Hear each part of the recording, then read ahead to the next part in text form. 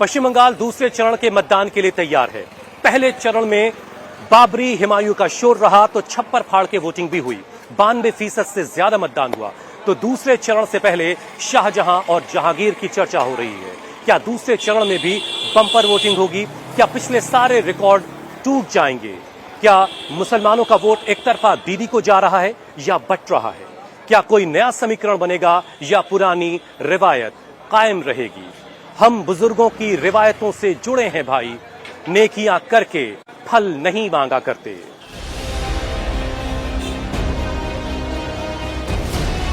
पश्चिम बंगाल में जमहूरियत के इम्तिहान की आज आखिरी रात है।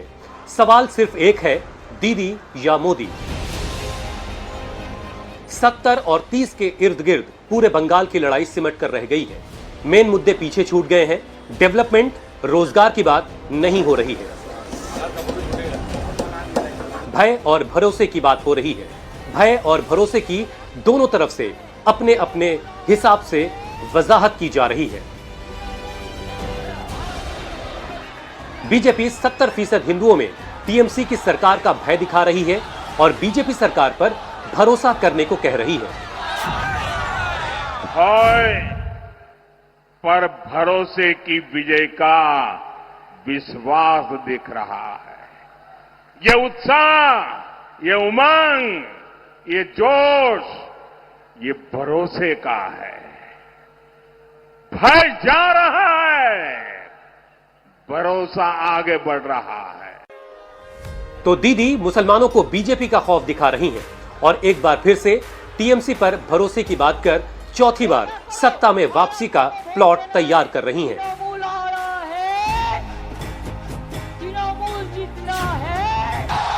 চার তারিখ 12টার পরে কোন জল্লাদের কত ক্ষমতা আর কার দিল্লির বাবা কাকে বাঁচাতে আসে আমি 4 তারিখ দেখব।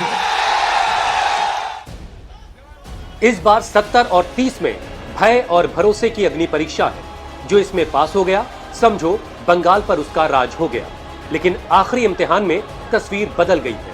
पहले फेज में मुसलमानों के बीच एसआईआर के साथ बाबरी और हिमायूं की खूब चर्चा हुई, लेकिन आखिरी फेज के आखिरी दौर में बीजेपी ने जहांगीर, शाहजहां का भय दिखाकर 70% हिंदुओं को एक करने का दांव चला है, जिसका चेहरा बने हैं पुलिस ऑब्जर्वर बनकर आए योगी के सुपर कॉप अजय पाल शर्मा। दमे शुरू হয়েছে, তোমরা ভাবছো নিজেকে কয়েকটা সিআরপিএফ নিয়ে বড় বড় বাতালা দিচ্ছ, কিন্তু আজকের বঙ্গনগর 1 নম্বর অঞ্চলে মানুষ যদি হেঁটে যায় না, সিআরপিএফ হাওয়ায় উড়ে যাবে। चुनाव से ठीक पहले मुस्लिम मोहल्लों में जहांगीर और अजय पाल शर्मा सबसे ज्यादा सुर्खियां बटोर रहे हैं। अब इन सब के बाद मुसलमान इम्तिहान की आखिरी रात क्या करने जा रहा है?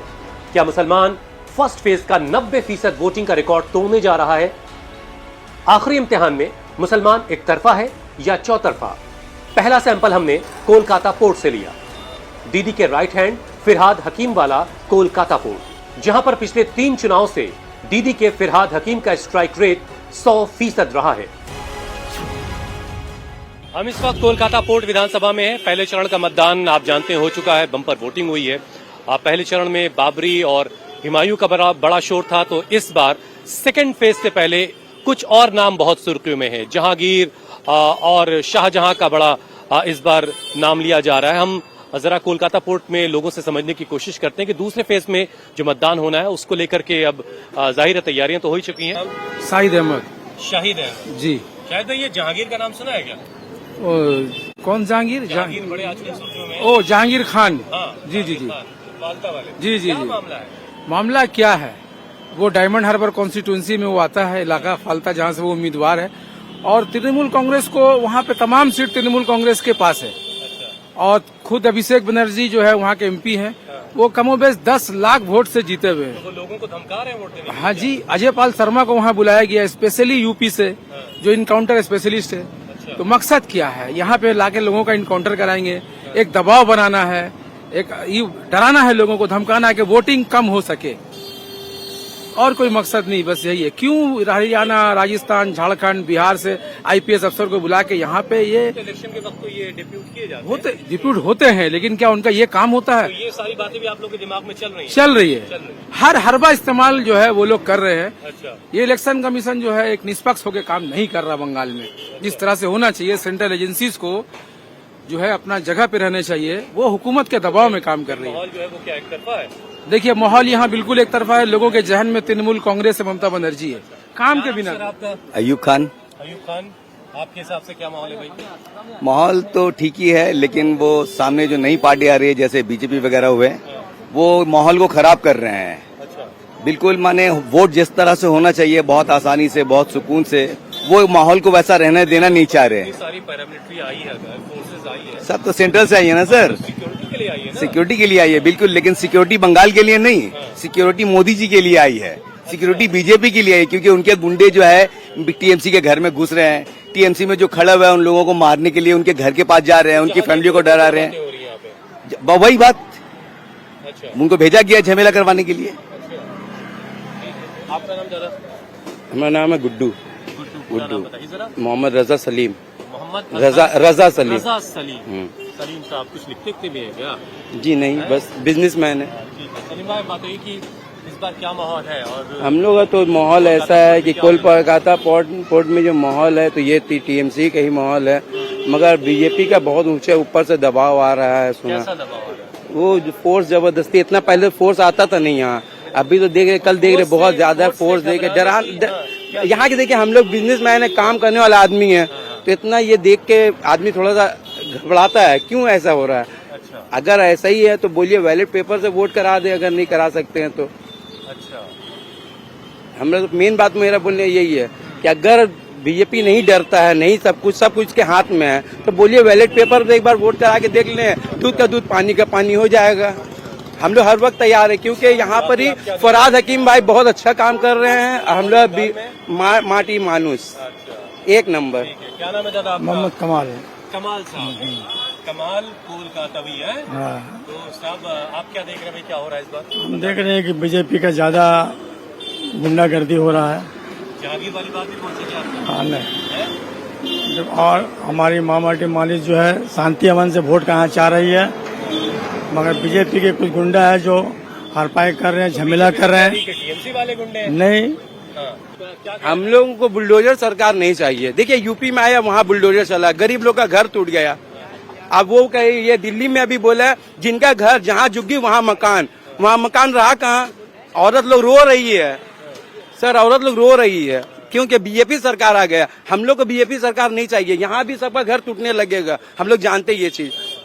यहाँ झूठ। क्या नाम है जी आपका? मेरा नाम एमडी रजा। एमडी रजा जी। आप क्या पढ़ रहे हैं भाई, क्या रीड कर पा रहे हैं? हम रीड यही पर कुछ रीड करने का यहाँ बचा नहीं है, बस ओनली फॉर दीदी माँ माटी मानुस जिंदाबाद, ममता बनर्जी जिंदाबाद। टफ बैटल है?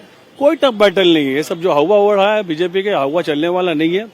गार्डन नीच का अवाम समझदार है, होशियार है, पढ़ा लिखा अवाम है, उसको पता है क्या करना है क्या नहीं करना है। ठीक है, तासुबियत वाला मामला जो चल रहा है वो चलने वाला नहीं है।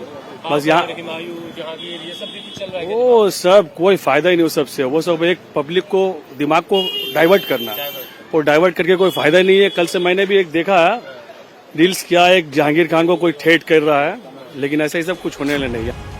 बीजेपी की तरफ से दीदी के दबंग और भय का सैंपल कहे जा रहे जहांगीर की एंट्री के बाद मुसलमान खुलकर सामने आ गए हैं। लेफ्ट, कांग्रेस, हुमायूं कबीर, कोई फैक्टर नहीं दिख रहा। सिर्फ एक फैक्टर है, मुस्लिम मोहल्लों में दीदी ही मेन कैरेक्टर है। सबकी नजर दक्षिण 24 परगना पर है, जहां 31 विधानसभा सीटें हैं। इन सीटों में एक भांगर को छोड़ दें तो दीदी का स्ट्राइक रेट 97% का रहा है। लेकिन जहांगीर के जिंदा होने के बाद मुसलमान मोहल्लों में क्या कुछ बदला है, या फिर मुसलमान एक तरफा हो गया है?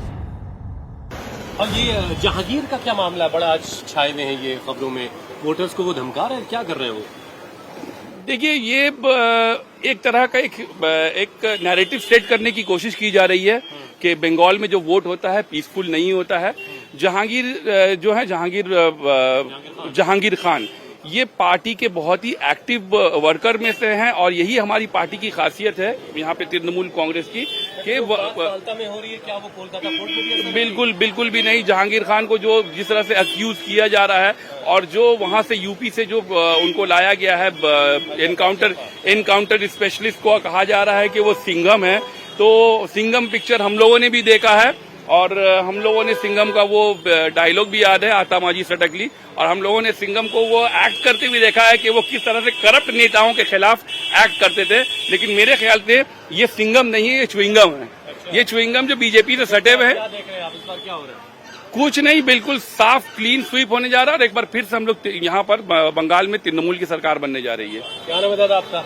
हाँ, मेरा नाम अख्तर। अख्तर भाई, अख्तर भाई आप क्या देख रहे हैं, क्या माहौल है? माहौल तो अपना टीएमसी ही का ही है।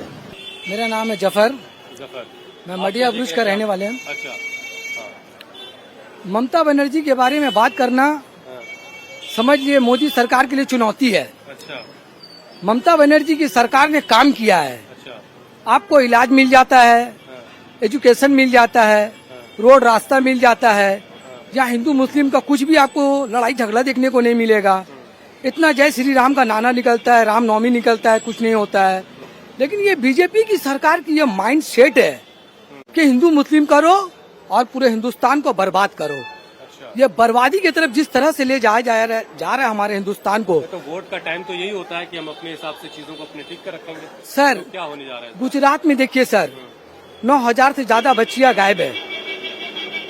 आप गुजरात पे फोकस क्यों नहीं कर रहे हैं? उत्तर प्रदेश सर, यहाँ इलेक्शन हो रहा है सर, यहाँ बहुत पीसफुली हम लोग रहते हैं सर। किसकी सरकार आप देख रहे हैं? एकदम 100% ममता बनर्जी रिपीट कर रही है, एकदम रिपीट कर, एकदम चैलेंज, कोई चैलेंज नहीं है उनके सामने। जितना कोशिश कर ले, कुछ भी कर ले। और हमारे पोर्ट एरिया से हमारे फराद हकीम जिंदाबाद, ममता बनर्जी जिंदाबाद, टीएमसी जिंदाबाद। दूसरा सैंपल हमने मटिया बुर्ज से लिया। मटिया बुर्ज में भी 3 बार से टीएमसी ने झंडा गाड़ रखा है। इस बार टीएमसी के अब्दुल खालिक मुल्ला को कांग्रेस के मोहम्मद मुख्तार टक्कर दे रहे थे। मुसलमान टीएमसी कांग्रेस में बंट रहे थे। अब इम्तिहान से एक रात पहले क्या माहौल बदल गया है? क्या दीदी के लिए मुसलमान एक हो गया है? हम इस वक्त मटिया बुर्ज विधानसभा में हैं और बड़ी शानदार हवा चल रही है, लेकिन वोटों की हवा किस रुख जा रही है? बहुत जल्द यानी कल ही वोटिंग होनी है। उससे पहले हम जरा लोगों से मुलाकात कर रहे हैं कि इस बार जो है तैयारियां तो बहरहाल हो ही चुकी होंगी, लेकिन जहांगीर और शाहजहां का बड़ा शोर हो रहा है। क्या क्या लोगों के दिमाग में चल रहा है? सर, नाम क्या है आपका? मेरा नाम मोहम्मद आमीन अंसारी है। लोग मुझे प्यार से जुन्नू भाई के नाम से जानते हैं। फेमस मैं जुन्नू भाई के नाम से हूं। जुन्नू भाई, तो तैयारी तो हो ही चुकी है जी। पहले चरण में 92% से ज्यादा मतदान, तो अब सेकंड फेज क्या कोई नया रिकॉर्ड बनाएगा क्या? 95% जाएगा। 95%। तो इतनी बम्पर वोटिंग के पीछे कोई खास वजह भी? लोगों में डर। किस तरह का डर? जो मोदी ने बलाया। इतनी सारी पैरामिलिट्री फोर्स तो आई, अब डर का है? नहीं, लोगों का डर यह है कि कहीं हमारा वोट नहीं कट जाए अगर इस बार वोट नहीं देंगे। अच्छा, कहीं हमें कैंप में नहीं भेज दिया जाए। एनआरसी बोला उन लोगों ने कहा एनआरसी होगा, इसके बाद हम आएंगे तो एनआरसी करेंगे। और अमित शाह की भाषा सुन रहे हैं आप तो, उल्टा टांग के लटका के मारेंगे। उल्टा लटका के सीधा करेंगे? नहीं, मारेंगे। सीधा क्या करेंगे, मारेंगे। अच्छा, हाँ, वो मारेंगे। अच्छा, ये जहांगीर के बारे में कुछ सुना? ये क्या वोटरों को धमका रहे हैं, क्या कर रहे हैं? देखिए, जहांगीर बहुत अच्छा बच्चा है। अच्छा, बहुत प्यारा बच्चा है, बहुत अच्छा लगा है। आप उसके बारे में उसके इलाके में पूछिएगा, सब लोग, गरीब लोग भी उसकी तारीफ करेंगे। कम उम्र है बच्चे का। देखिए, होता क्या है, समाज में जब कोई आगे बढ़ता है तो जाहिर सी बात है जहांगीर से उनको खतरा है, बीजेपी वालों को।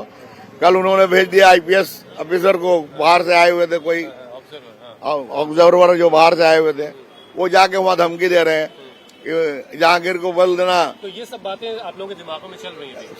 सब और अच्छा हो रहा है हम लोगों के लिए। अच्छा, हाँ, और अच्छा हो रहा है, बहुत बढ़िया हो रहा। बोलिए, उनको बोलिए और हम लोग को आके डराने के लिए। अच्छा, उनको पता चलेगा वोट वाले दिन, जब बक्सा खुलेगा 4 तारीख को, तो इंशाल्लाह देखिएगा सिर्फ दी। एक वोट कहीं नहीं जाएगा, एक वोट। आप लिख लीजिएगा मेरा बात। कुछ वोट अगर मिला तो मिला सीपीएम को, वरना और कहीं वोट जाने का सवाल ही नहीं पैदा होगा। कोई सवाल नहीं। क्या नाम भाई आपका? मेरा नाम शोएब है शोएब, क्या करते हो भाई शोएब? जी। मेरा बिजनेस है, मैरिज इवेंट्स का काम करते हो। बहुत बढ़िया जी। तो अभी तो ये पॉलिटिकल इवेंट के बारे में बताओ कि क्या माहौल देख रहे हो? क्या जी, हो रहा है? यहाँ पे हम लोग का माहौल दीदी के साथ है, सब कोई दीदी और सबके साथ है, सबका विकास के साथ है। वो कोई हिंदू मुस्लिम नहीं करती हैं, वो सिर्फ बंगाल के विकास के बारे में सोचती हैं। तो इसलिए हम लोग उनके साथ हमेशा खड़े हैं और आगे भी दीदी के साथ ही हम लोग सब कोई हैं। उनके रहने से सब कोई बहुत शांति से, आप देखिए बंगाल का माहौल, आज शायद आप यहाँ पे आ रहे हैं, सर्वे कर रहे हैं, तो आपको पता है कि बंगाल के लिए सब सेव है यहाँ पे। यहाँ की औरतें भी सेव है, यहाँ के बिजनेसमैन भी, सब कोई खुश है उनसे दीदी से। नहीं, बीजेपी तो देखिए कहते हैं, बीजेपी तो इनका काम ही यही है। ये आज जो इनका जितना भी अमित शाह या योगी जो भी रैली किए हैं, उसमें हिंदू मुसलमान के सिवा और क्या किए हैं? वो तो सिर्फ बता रहे मुल्लों को टाइट किया जाएगा। वो कुछ भी कोई मुद्दा पे बात की है कि बंगाल के विकास के बारे में कोई बात की है आपको? इस बार बंगाल में क्या हो रहा है? दीदी है, उसमें कोई मतलब दो राय नहीं है। आपका नाम सर? मोहम्मद असलम। असलम भाई, बताइए जरा क्या कहानी है इस बार? कहना कि विन, हम लोग विन कर रहे हैं, कौन बस विन कर रहा है? तृणमूल। और कौन विन करेगा यहाँ पर? और कौन करेगा विन? टीएमसी छोड़कर और कोई रास्ता कोई रास्ता नहीं। कोई भाई साहब, आपका नाम सर? आजम अंसारी, और ये ये मेरी बेटी है। क्या नाम है भाई आपका? आयरा अंसारी। आयरा अंसारी। अभी आपकी वोटिंग आई नहीं है, तो भाई अंसारी साहब क्या खबर है, क्या हो रहा है आपके मटिया बुर्ज इलाके में, जरा बताएं। यहाँ टीएमसी है। अच्छा, ममता दीदी का राजा। अच्छा, और ये सब जो बातें हो रही है, जहांगीर, हुमायूं, बाबर, ये सब क्या चल वो रहा है? माइंड को मतलब डाइवर्ट करने की कोशिश किया जा रहा है। अच्छा, ऐसा कोई बात डाइवर्ट नहीं हो रहे कि है। नहीं हो रहे? जी नहीं। नहीं, पक्का? मुसलमान वोट के पैटर्न की एक रिवायत रही है, बीजेपी को हराने के लिए पूरी ताकत झोंक देता है। मुस्लिम वोट बंटने से अगर फायदा बीजेपी को दिखता है तो आखिरी पल में एक तरफा वोट कर देता है। बदले हुए सियासी समीकरणों के बीच मुसलमान बदला है या एक तरफा वोट कर रहा है। हमने एक सैंपल बालीगंज का भी लिया। कोलकाता में कुल 11 विधानसभा सीटें हैं और ये सारी की सारी सीटें मौजूदा वक्त में टीएमसी के पास हैं। इस वक्त हम पार्क सर्कस इलाके में हैं और ये कोलकाता का दिल कहा जाता है, कोलकाता का हार्ट कहा जाता है। यहाँ सारी विधानसभा के लोग आपको मिल जाएंगे। अभी जिन लोगों के साथ मैं खड़ा हूं, इसमें बालीगंज के भी हैं, अंटाली के भी हैं और कुछ किसी और कोलकाता फोर्ट विधानसभा के भी हैं। जरा समझते हैं कि कल जब वोटिंग होनी है तो अभी अब माइंड तो जाहिर है मेकअप हो ही चुका है, लेकिन जो फर्स्ट फेज का रिकॉर्ड है क्या वो भी टूटने वाला है? क्या नाम है सर आपका? राफे सिद्दीकी। राफे सिद्दीकी साहब। राफे भाई, पहले फेज में 92% से ज्यादा मतदान, ये आपको क्या लगा? ये दीदी के लिए हुआ, ये बीजेपी के लिए हुआ, किसके लिए? देखिए, एसआईआर के बावजूद 92% वोट होना और इस तरह से जैसे 2.5 लाख फोर्सेस कलकत्ता बंगाल आ गई है और टैंकें ला दी गई हैं और डर का माहौल क्रिएट किया गया है, उसके बावजूद उसके बावजूद जो है लोग जो है घर से बाहर निकलकर वोट दे रहे हैं। तो ये समझ में आ रहा है कि ये दीदी के लिए वोट है, क्योंकि यहाँ की औरतें खास कर वो बर्दाश्त नहीं कर सकती हैं कि दीदी के लिए जिस तरह से गलत शब्दों का व्यवहार किया गया है। या फिर आप देखेंगे सोशल मीडिया में जो है कुछ चित्र सामने आई हैं जो बहुत ही वाहियात चित्र हैं, उनको दिखाया गया है दीदी को बदनाम करने के लिए। तो दीदी रिपीट कर रही हैं बिला झिझक। कोई टफ बैटल नहीं है, मतलब क्लीन स्वीप है। अच्छा, आपका नाम सर? मेरा नाम मंजर जमील है। क्या करते हैं आप? मैं एक सोशल एक्टिविस्ट हूँ, एजुकेशनल एक्टिविस्ट हूँ। कलकत्ते में काफी दिनों से यहाँ एजुकेशन एंड सोशल फील्ड में काम कर रहे हैं। इस बार कोलकाता में कैसा माहौल है? वेस्ट बंगाल में क्या होता देख रहे हैं आप? A false image has been created that BJP is posing a big challenge because it has brought about all the state machinery against the state. It is worse than emergency which they have tried to implement. इसलिए कि 2.5 लाख फौजी को उतार दिया है, यहाँ मणिपुर में भेजने के बजाय यहाँ बंगाल में भेज दिया है इन्होंने, ताकि अपेरेंटली ये कहना उनका मानना है कि फ्री एंड फेयर इलेक्शन कराए।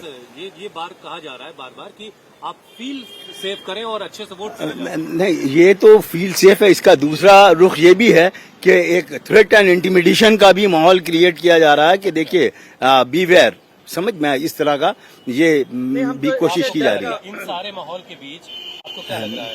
कोई चेंज देख रहे हैं आप या नहीं, ऐसा कुछ नहीं है।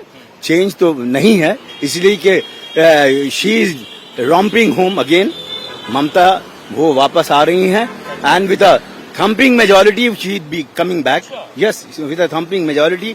लास्ट टाइम 2021 के इलेक्शन में भी they had created a false perception कि दे आर आपकी बार चली गए, तो कोई भय और भरोसा, तो क्या हुआ, इन लोगों ने इतना बख्तरबंद गाड़ी और पुलिस को ले आया, इसलिए लोग भय हो गए और भरोसा इनका भरोसा। मेरा नाम अजहर सलीम। अजहर सलीम साहब, आपकी निगाह क्या देख रही है, उधर बंगाल में क्या हो रहा है, कोलकाता में क्या होने जा रहा है? बंगाल में टीएमसी रिपीट कर रही है और जिस तरह से हुआ खड़ा किया जा रहा है वो एक्चुअली मीडिया हाइप है और उनके जो मशीनरीज है, जो बाकी पीछे से जो काम करती है, वो अपना काम कर रही है। जिस तरह से पूरे भारत में हवा खड़ा करते हुए आ रही है बीजेपी और उनके जो चट्टे बट्टे जो भी लोग हैं। मैं आपके सामने ये कहना चाह रहा हूं कि जिस दिन एसआईआर का अनाउंसमेंट हुआ है उस दिन बीजेपी हार गई थी। अच्छा, हाँ जी। तो आप अगर देखे होंगे तो कंस्टिट्यूएंसी वाइज जो है महिला वोटरों का नाम काटा गया है और सबसे ज्यादा मुसलमान महिला वोटर का नाम काटा गया है। तो उस दिन बीजेपी हार गई थी। और जिस दिन बख्तरबंद गाड़ियों के साथ लोग उतरे थे, ये बात जज्बाती है कि प्रैक्टिकल? नहीं, प्रैक्टिकल बात है। मैं आप हमारे नहीं, वोट टीएमसी का कटा। इसका मतलब ये है जो अभी जो 91% 92% वोटिंग हुई है, तो लोग जो है, मेरे पास ये भी एग्जाम्पल है कि नहीं, माइग्रेंट वर्कर्स जो है, मेरे एक जानने वाले हैं, वो सऊदी अरब से वन वे टिकट जो है 90,000 का लेकर आए हैं और सिर्फ वन वे टिकट। तो इस तरह से कितने लोग माइग्रेंट वर्कर जो है बंगाल के, सऊदी अरब और वो गल्फ में रहते हैं, जो लोग आए हैं वोट देने के लिए, और वो इसलिए आए हैं कि बीजेपी को हरा सके। आपका नाम सर? मेरा नाम शाहनवाज अख्तर है। शाहनवाज भाई, आपके हिसाब से क्या माहौल है? जी, मैं तो माहौल शायद आपने समझ लिया होगा। मैं एज ए जर्नलिस्ट कमेंट करना चाहूंगा। जो अजहर भाई ने लास्ट बात कही, मैं वहां से भी शुरू कर सकता हूं कि ये जो वोट देने के लिए लोग आए हैं, ये उस तरह के लोगों के बारे में बता रहे हैं जो हवाई जहाज से आए। मैं उन लोगों को भी जानता हूं जो इंडिया के दूसरे एरिया से ट्रेन से आने में दिक्कत हुई है, बंगाल, तो टिकट नहीं मिला तो उड़ीसा पहले पहुंचे और वहां से फिर बस लेके वापस आए। इस तरह के मैंने अपने यहाँ रिपोर्ट किया। डर था कि अगर वोट नहीं किया तो हाँ, अब ऐसा, हाँ, ऑटो चलाकर भी आए, वो दूसरे जगहों पर रिपोर्ट हुई है। तो ऐसा क्यों हुआ? ऐसा इसलिए हुआ, सिर्फ नाम काटने का मतलब नहीं है। नाम उसका दो पार्ट है। एक पार्ट ये है कि हर फैमिली में 5-7 लोग हैं, आपने एक का नाम काटा, 2 का नाम काटा, तो वो जो 6 और 5 लोग बचे हुए हैं वो तो आपके खिलाफ ही वोट करेंगे।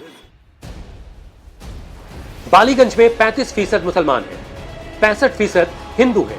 यहाँ का मुसलमान एक तरफा दीदी को वोट करता आया है और आज भी दीदी को लेकर एकदम क्लियर है, क्योंकि उनका कहना है दीदी पर भरोसा है और बीजेपी से फियर है। पश्चिम बंगाल में पहले चरण में बम्पर वोटिंग के बाद अब दूसरे चरण का प्रचार का शोर भी थम चुका है। अब लोग अपने जहनों को बना चुके हैं, लेकिन सवाल यह है कि क्या दूसरे चरण में भी उसी तरीके से बम्पर वोटिंग होने वाली है या हालात कुछ अलग होंगे। हम इस वक्त बालीगंज विधानसभा के शमसुल हुदा रोड पर हैं, इसे ब्राइट स्ट्रीट भी कहते हैं। सर, नाम क्या है आपका? शेख इफ्तिखार। शेख इफ्तिखार जी। इफ्तिखार साहब, तैयारी तो बिल्कुल हो ही चुकी है जी। तो क्या मतलब पहले चरण से ज्यादा वोटिंग देखिए, इस बार हम करनी है? तो ज्यादा कुछ नहीं बोल पाएंगे। 51, 52, 53 और 250 दीदी जीतेगी, बनेगा इतिहास। अरे 251 और दीदी जीतेगी, बनेगा इतिहास। और मोदी का जो हाल है, क्या बोलते हैं उसको, खाली पेट में राम का नाम और 1000 रुपया गैस का दाम। अरे जी शायर है। कोलकाता के अलग अलग विधानसभाओं के अलग अलग मुद्दे हैं, लेकिन मुस्लिम मोहल्लों में दीदी का शोर ज्यादा है। दीदी लोगों के दिलों में बसती हैं और अब वोटों की बारिश से सीटों की खेती का वक्त है।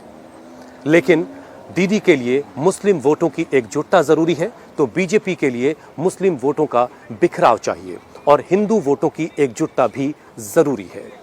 अब मंजिल किसे मिलेगी, ये तो तय करने की आज आखिरी रात है, लेकिन कोलकाता की ऐसी विरासतें मील का पत्थर रही हैं, आज भी हैं और कल भी रहेंगी। जिस दिन से चला हूं मेरी मंजिल पे नजर है, आंखों ने मेरी मील का पत्थर नहीं देखा। कोलकाता के विक्टोरिया मेमोरियल से कैमरा पर्सन फरमान मलिक के साथ मैं हुसैन रिजवी, इंडिया टीवी के लिए।